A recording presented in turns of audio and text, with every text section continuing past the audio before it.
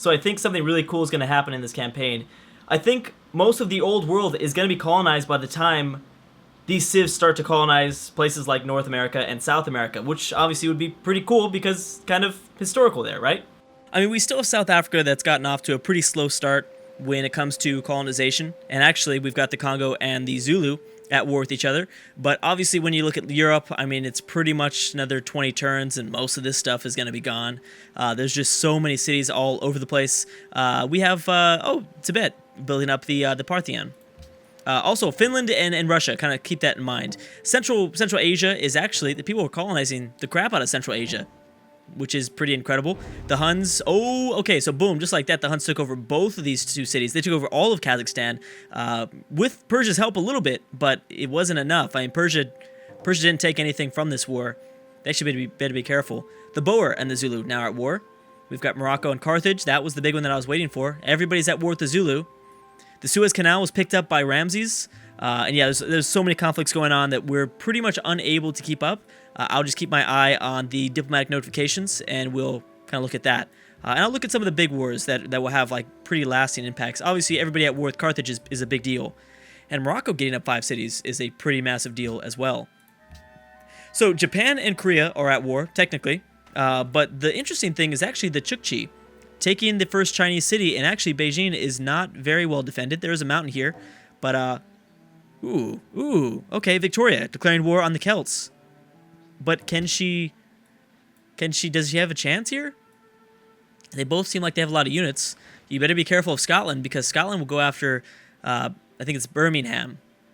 Birmingham, but not like the pronunciation from Alabama. I don't know. I almost got it. I had it like maybe a few weeks ago, and then I forgot because the crack. But, you know, I'm going to get it again. I promise. I promise. Boom. Another Champa city has fallen to the Siamese. We might see a very, very powerful Siam, which is pretty cool. Champa will remain alive. The Champa will definitely stay alive here, I think. But it will be interesting to see a powerful Siam out of Southeast Asia. Mali. Morocco's been captured by, really, a Moroccan city was captured. Oh, yeah. Oh, wow. I know that Morocco was at war with Carthage, so maybe that they were distracted a little bit. Mali's looking pretty good, though. Ooh, Russia and Finland, they peaced out. Oh, that's not good. You could have taken something here. You could have probably taken something here, Finland. Tibet and Kazakhstan. Okay, so everyone's peacing out with Kazakhstan because, they're not dead. That's right, they're not dead. They're still here. Ooh, the Shanu probably taking out Mumbai here. But, I mean, well, they got to be careful, but the Indians are okay. They're still defending themselves from the Mughals, the Mughal attack of their capital. Which I believe, which is different because we've included all of the name here is different because we've included all of the Indian civs. Okay. Also, Morocco ended up taking this back. We've got the Umayyad trying to recapture the Suez Canal. Again, Suez Canal, not going to be a very good city, but because of its location, it's amazing to have access to the Red Sea and the Mediterranean. And who knows? I mean, Mecca can get taken out, and someone could have full control over the Red Sea and, you know, make it to India, to the Indian Ocean, to the Mediterranean. I mean, that would be big. Either way. Carthage is surviving, and I have no idea. You know, they had this huge coalition war in the very beginning, and nobody ended up taking any of their cities. Oh, yeah, there's going to be a race for Casablanca. It's going to go back and forth between Mali and Morocco, and I'd be careful of Songhai or the Ashanti getting involved. Terracotta Army built by Poland, which means that I think I always get it wrong, but now it's all their melee units get doubled, which if they didn't have that many melee units in the first place, then it's not going to be that much of a difference. Lithuania, I think, is going to be successful in this war. Shanu looking so good. They're looking really, really good. They are now at 9 cities now? Yeah, 9 cities. Thing is, though, I mean, Sweden and Lithuania. That might distract Lithuania a little bit from taking over this Polish city. Sweden is looking actually really good. They're going for their fifth colony, I guess, or 5th settlement very soon. Mongolia is holding back the Shanu, though. I will say that. And the Shanu also have to worry about the Chukchi. They're actually doing really well in Siberia. It's going to be hard to reinforce that region, but yeah, they're doing pretty well. Egypt and Ethiopia going after Nigeria. Armenia and the Ottomans piecing out. Morocco and Spain. I'm sorry, Armenia. Armenia and Morocco declaring war on the Zulu. Religion's been enhanced, and we have Siam and the Champa piecing out. So the Champa, oh, but they pieced out for this city. And Indonesia has finally left their starting island. So yeah, we're going to see strong Siam. Indonesia better be careful, because look at these. These are a majority of these. Well, they're puppeted, but there's going to be a lot of coastal cities if the Siamese annex these cities, and they probably will at some point. Siam's going to have access to a lot of coastal cities, which means large navies, which means lots of colonization. So this might be the best game that Siam has ever had. It's starting to shape up that way, if he can survive, which I don't really see anybody being a threat to him at the moment. If he can just get his stuff together and, consolidate his empire, because Indonesia's got off to a very slow start. The Ottomans and Tibet declaring war on the Champa. Mongolia and India. We've got Greece and India. We've got the Mongols piecing out with India. But India's still doing okay. And India's going to break out into their own really crazy war. Okay, so Lithuania, how'd you do? You did well. I don't know if you're going to hold on to it. Oh, that's right. Okay, so Finland is at war with Lithuania. So Finland might be able to take over some cities. Mali grabbed something. Yeah, they grabbed Fez. A smart move by the AI. While the Moroccans were distracted by Casablanca, boom, come up here and grab Fez. Huge battle going on in kind of the Irish Sea, or for Ireland, but I don't think it's going to be successful either way. Scotland coming up towards either Iceland or our channel's favorite Danish green mark, or maybe we can call it Scottish green mark now, right? I don't know. It looks like he's probably going to go for Iceland. I don't think he's going to want to settle in the snow. There's literally nothing there for him. But I think at this point the AI just needs another place. Yeah, he's going for Iceland. So I don't know where Portugal's going to go. Actually, yeah, I do. We know what they're going to... Yeah, they're going to go up here. Which is going to make these civs really angry. Sweden actually might be taking up that spot, though. Sweden might be very close to taking that spot up. Oh, here comes Finland. So Russia's staying quiet right now. I'm wondering if Russia is going to attack Lithuania. Lithuania and the Huns have pieced out. Huns are also looking pretty good. Taking out Kazakhstan early on. But now the Huns are going to have to deal with... They're going to have... obviously they're more invested in the Middle East, so that is... going to pull them away from, I think, their politics in Eastern Europe. But, who knows? Who knows? The Zulu and Carthage piecing out. No one is taking out the Middle East. The Middle East is still very divided here. The Umayyad, I think, have just kind of given up on taking back their Suez Canal city. Hey, Hungary did end up settling this. That's good. That's very good. And they're going after another city. So they did kind of fix themselves, or whatever it was. I don't know what was going on. How's Nigeria doing? I know that they're dealing with a few wars. They're okay. Yeah, they are okay. Oh my gosh. So no big impact between the Boer and the Zulu, but there have been so many conflicts. So many kind of smaller conflicts. Boer, what are you doing? You better watch yourself. You're about to lose that settler. Yeah, I think I don't know what he's doing. I thought the Boer has... I thought they have something for their settler. Don't they have some sort of bonus for their settler? I have no idea. So Fez has been captured back by Morocco. We've got Hungary being declared by Denmark and Byzantium. Byzantium, the big one, because Byzantium could maybe take this city back, potentially. We've got Denmark and Russia. Ooh, Prussia and Denmark. Maybe this is Prussia's opportunity here, maybe. And the Vandals and Mali. Sweden settling their 5th city. And here goes the siege of the Lithuanian capital. So the problem is that Lithuania has most of their troops to the south, because they were going after Warsaw, and at the same time they're trying to protect against Poland. China lost their capital to the Chukchi. Oh man, there is going to be a big battle, I think, between the Chukchi and the Shanu. Chukchi going after 2 more cities very soon.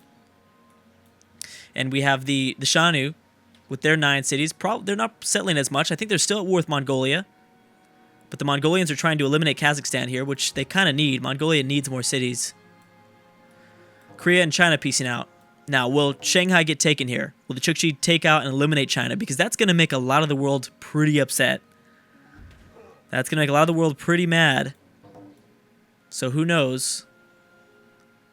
Yeah, so a few peace deals have occurred. We've got the Vandals taking over a city from Mali, I believe. Yep.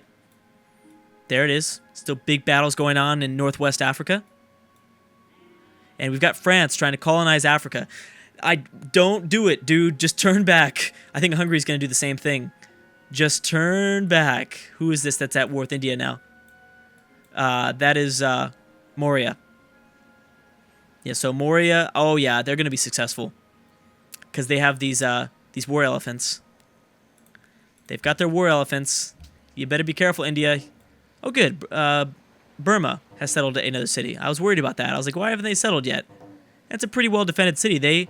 They might... the Siamese would have a very tough time taking these cities over. So I think they're going to exist for quite a long time. Yeah, the Chukchi aren't approaching Shanghai just yet. Actually, I could see Tibet maybe taking over Shanghai. Who is that? Siam. Okay, so Lithuania lost their capital. We've got Siam versus... There's so much going on right now. Holy crap. So much. Okay, so... Okay, wow. Burma declared war on Siam. That's interesting. Because they don't look like they have that much of a military advantage. We've got Chola declaring war on Siam. Poland and Lithuania have pieced out Arabia, moving up through southern Persia to settle another city.